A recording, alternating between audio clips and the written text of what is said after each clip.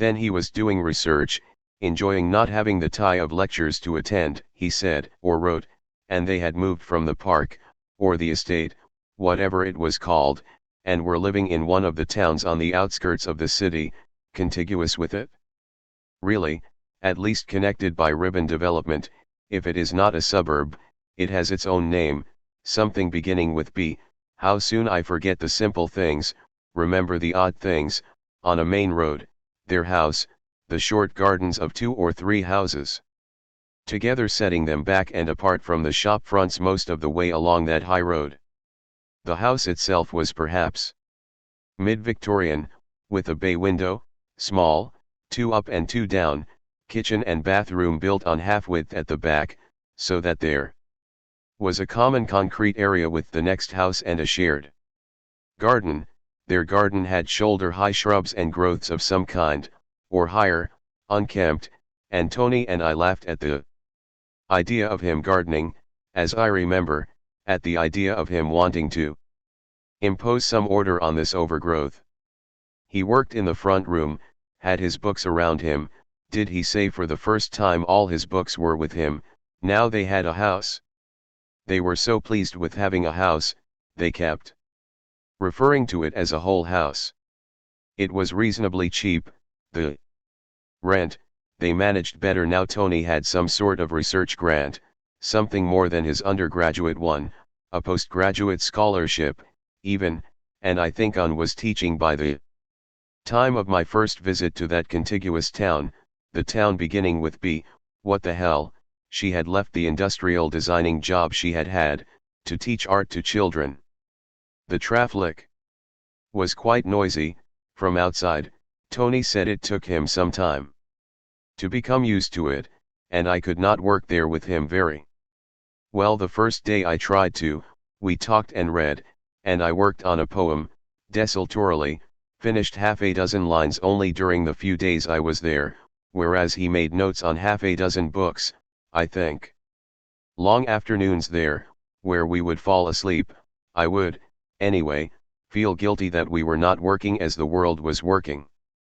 I remember saying something like that, finding it difficult to accept that Tony was working when lazing comfortably in an armchair reading a book. We were working really. It is difficult for others to understand. The first time I saw a fan heater, or knew they existed, they were just coming in then, or they then impinged on my consciousness, as they say, was when I saw the one they had bought, in that shabby front room, the books out of place in it amongst the suburban lumber that passes for furniture and does not acknowledge the existence of books, or accommodate them, and the fug it created, and the humming noise. It was an alien place for me to work. I'm sure that's why I tended to fall off to sleep, especially in the afternoons, as we talked, or he talked and I listened. There were times when he talked so much that I had to shut part of my mind. He talked me into that much insensitivity. Shocking. Now to remember the times he bored me so. And what was it bored me? Department politics, for one thing. As an undergraduate he had followed each staff member's special academic interest, or most of them. He had been able to do this more easily than most students because he was older, had done national service and had also had some time in a job, I think, though what job it was I never knew, probably, and the details retold to me of such matters were not really of interest, nor hardly did I believe that the stall, or some of them, did not find him presumptuous. I was not convinced. Why should I have been, or something? It's too easy. This does nothing to ease the guilt. Such as it is.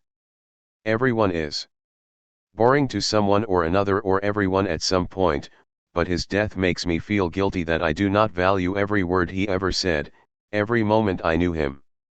Anyway, he formed a kind of link between staff and students when he was an undergraduate. I was told by a contemporary of his, another Tony Barker was it, who I met at about that time, and talked to then, at a dinner in Hall, a more or less formal thing, as I remember, though I had no formal clothes for it, where I sat next to a botanist, and asked him what he thought of plastic flowers, which caused some amuse.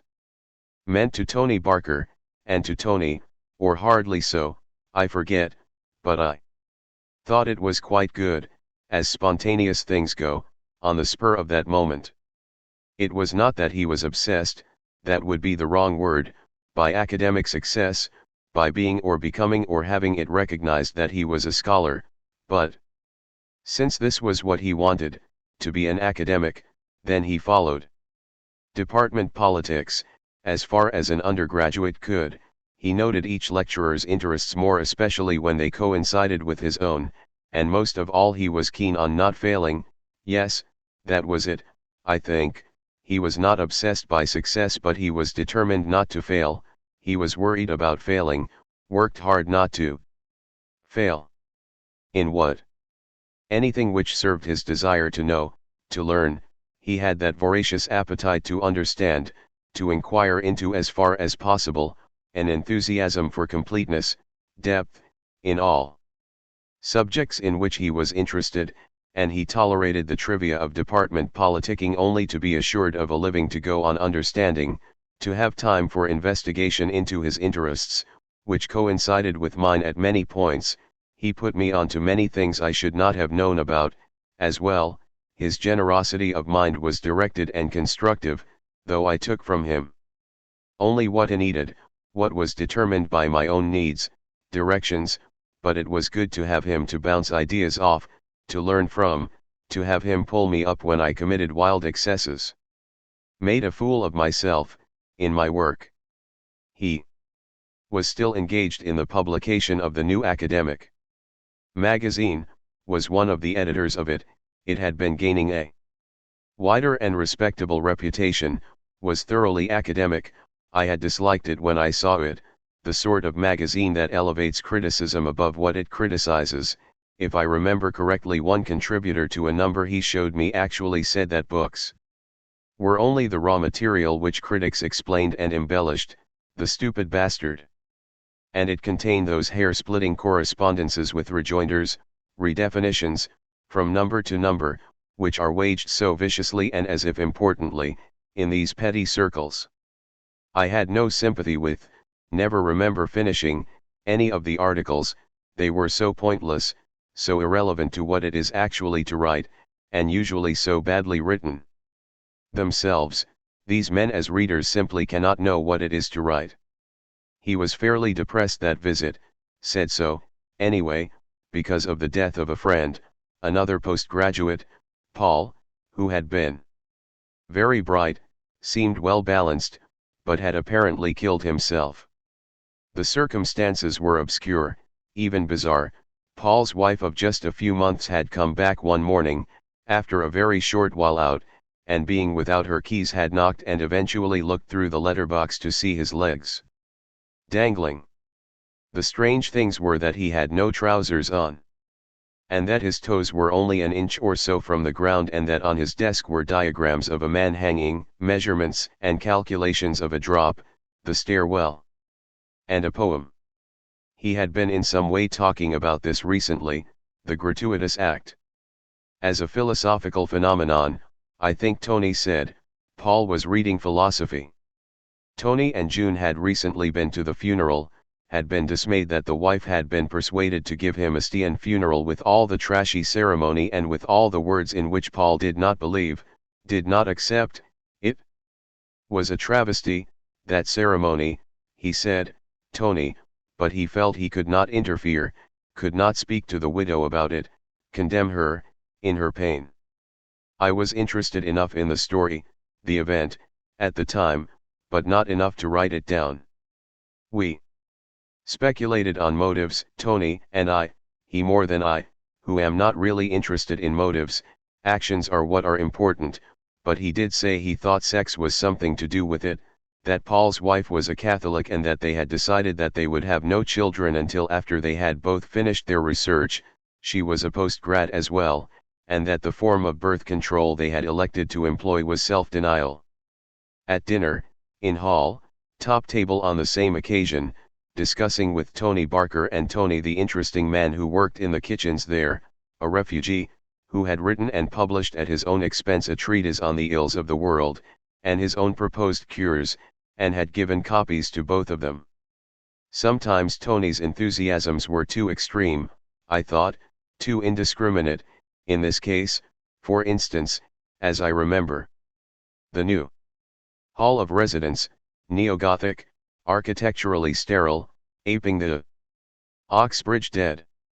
Reading one night in bed, he gave it me to read just before I went to bed, the Obelisk Press edition of Fanny Hill, said it was part of his 18th century background, from which I had great pleasure at its impossible but entertaining enormities.